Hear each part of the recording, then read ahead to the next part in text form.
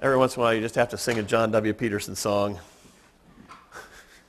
I remember in my youth having to whole cantatas of these things, right, Margaret? Yes. A certain style, I don't know, it was kind of fun. But anyway, we have a number in our hymnals, and I know people who like Peterson, so we'll sing them. They seem to be long, though, don't they? I don't know. Anyway, we want to talk about, Can you drag the mouse over there, Brad? Oh, there you go. Oh, go back to the tennis. We can go do a tennis thing here. Back and forth and back and forth. There we go. Sorry, I just had an ADD moment again, didn't I? I went too far? Oh, sorry. Yes, ADD, that's right. That's what I have, ADD in my life. Now, this is a tennis term. I don't know if all of you play tennis or if you've watched tennis. In my younger misspent youth, I used to play a lot of tennis.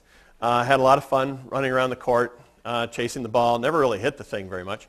But it was good sunshine and exercise, and it was a lot of fun. In tennis, at the end of a game, one person is leading, one person is not. The person who's leading has the advantage. And so in tennis, just before you win, you have advantage in your court. Paul has been saying that the Jews have had no advantages and that they are under the curse just like the rest of us. They are sinners. God's wrath is upon them. And just like everybody else, we're all sinners. We're all in this together. And there's no advantages. But then he stops and says, wait a minute, there are advantages to being a Jew, to being part of the Jewish nation. And so he's got to stop here for a minute and explain what he means, because he doesn't want to get rid of the Jewish people. He doesn't want to say that God is done with them. He wants to say that, yes, we are all equal in the hands of the wrath of God. We all need a Savior, but there are advantages to being a Jew. And some of those advantages have spilled over to us. If there's no advantage to being a Jew, and if God can reject his covenant people, what does that say about us? Is God going to reject us? Is God going to treat us that same way? And that's a question that should come into our minds. If God can kick out one group of people that he loved, maybe he'll kick out us as well. We have to know that God behaves the same way to the Jewish people as he behaves towards us. And yes, if we do not believe, God will send his judgment upon us. But if we trust him, God is always going to be faithful to take us, to keep us safe. This section falls into two parts. First, Paul talks about God's faithfulness, and then he goes on to talking about objections to Paul's particular teachings. Paul's answer to all of this is that God's response in judgment is equal to his keeping promises. It's the same thing. He is faithful in judgment just as he is faithful in mercy. God is faithful in however he treats us, even if we are unfaithful. Now, Paul is going to have a much lengthier response about what he feels about the Jewish people and what they are doing and their place in the whole kingdom. In a couple of months, we'll get to chapter 9, 10, and 11, and we'll talk about this at greater length. The covenant contained blessings and curses. It contained salvation and judgment. And God was faithful to implement both of those in the lives of people, depending on the actions of the people that he's talking to. Paul's purpose is to demonstrate that justice comes on the basis of unbelief. He warned them. He told them that there was trouble ahead. He told them that if they did not behave, they were in deep water. And they didn't believe. They didn't trust. At least the majority of them didn't. And so they came under God's condemnation. The people of Israel had brought about the situation. I just had to put that picture in there. I'm sorry. For those of you who don't watch reality TV, this gentleman is used very euphemistically, is named The Situation. He has no talent. He is obscene and drunk and disorderly, and we reward him by giving him a television show and sending him to Paris and all of this good stuff. But God says that if we behave like the situation, judgment will come. I don't know where I got that. I like Mr. Spock better. Now, the logic in this situation, I don't know where that segue came from, but it just happened. The logic of this chapter, this particular section, is very convoluted. And in fact, some of the most difficult in Pauline literature, and frankly, my sermon is kind of convoluted as well. But I hope that you can follow it, and basically it says that God is faithful. Whether he is faithful in judgment or whether he is faithful in his mercy, God is going to be faithful. And that's basically the logic of the whole thing, even if you don't follow after me. God is faithful. Old Faithful, right? Goes off every once in a while.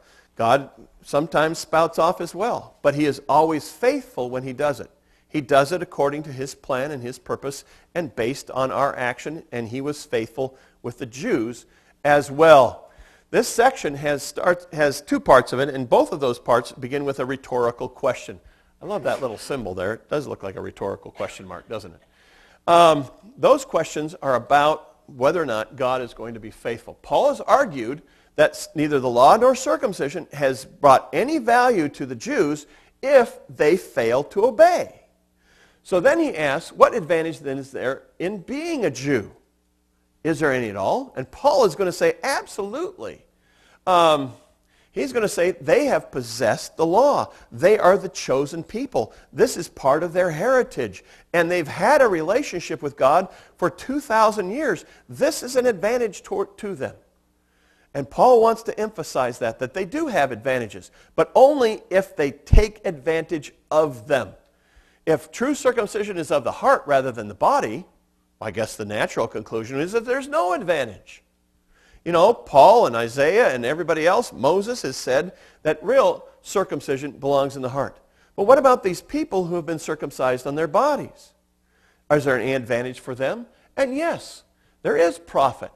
There is much advantage in every way. There's lots of solutions to this puzzle. There's lots of advantages in solving this issue. Paul never denied that possessing the law was a disadvantage. He just has been saying that if you have the law, you had better obey the law.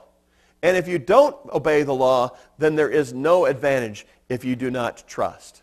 So Paul mentions that primary advantage, that they have been entrusted with the very words of God.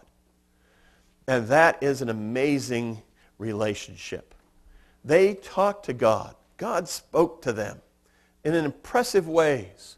In the Greek, this is actually the oracles of God. It emphasizes not only that this was some written down thing, but that God spoke to them about their relationship and about their life and what was going on in their life.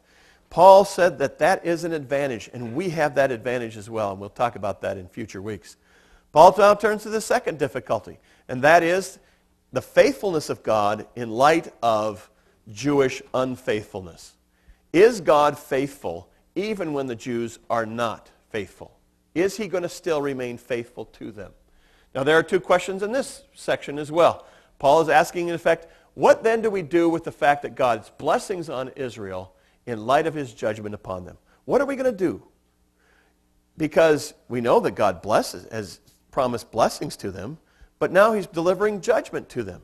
Does this make sense to us? Is this affect us in any way? And how do these two things jive together? His responses come via two further questions. What about the Jews who have not been faithful? And their unfaithfulness cannot nullify God's faithfulness, can it? You know, can God's faithfulness to us nullify God's faithfulness? Does our unfaithfulness, I've got to get this right, does our unfaithfulness nullify God's faithfulness to us? God's promises can never be nullified. They can never be changed. He has promised them based on his character. The covenant ceremony that these are all based on comes from Genesis chapter 15. This poor lamb is about to die. And what happened in those covenant ceremonies is they would take an animal, and in case of Genesis 15, they took several animals, and they would cut them in half. And they would put a row of them on one side and a row of them on the other side. And then the covenant people who were making this promise would walk in between them. And they were basically saying, may this happen, what has happened to these animals happen to us if we break our promise. But when God made this promise with Abraham,